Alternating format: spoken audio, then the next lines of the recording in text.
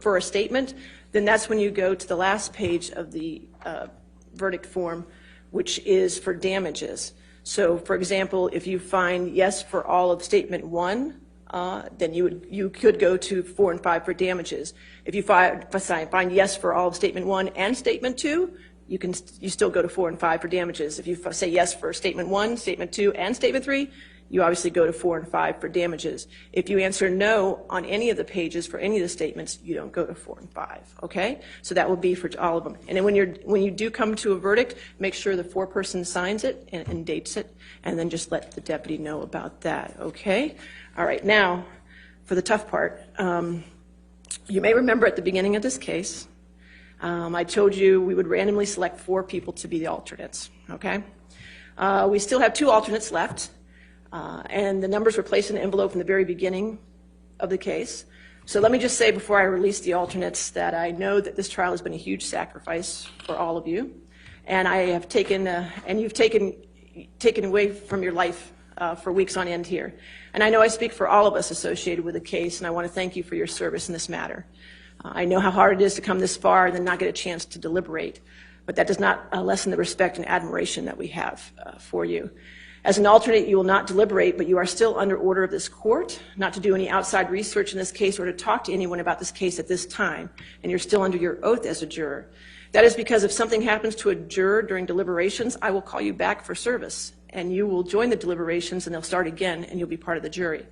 So you are under these restrictions and your oath until a verdict is reached. We will contact you once this has occurred, and then you'll be free from your obligations, okay?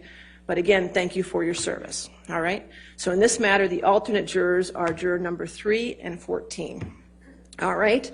At this time, those jurors are excused, and also the remaining jurors can retire now to the jury room to begin their deliberations, okay? So thank you all, okay?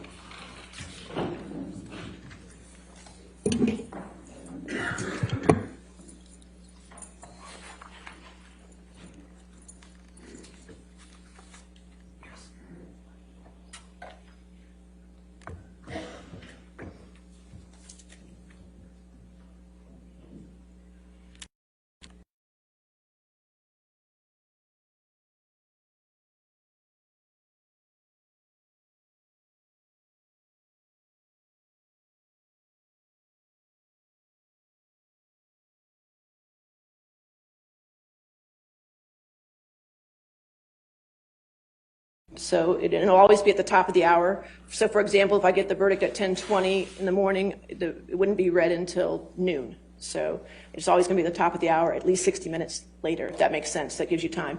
I would ask that at least one attorney is close enough within a 10-minute range for any questions. I'd appreciate that. Okay. And I know some of the attorneys are going to be leaving, so I just wanted to thank all of you for your professionalism and your hard work during this case. It's much easier being a judge when you have excellent trial attorneys in front of you. It does make it easier. And I also want to thank the attorneys and litigants for the kindness and the great demeanor you've shown to my staff and to the courthouse staff and to the deputies in the sheriff's department. I really appreciate it. It means a great deal to me, okay? And I also appreciate Judy because she's a rock star, okay? So, yes, thank you.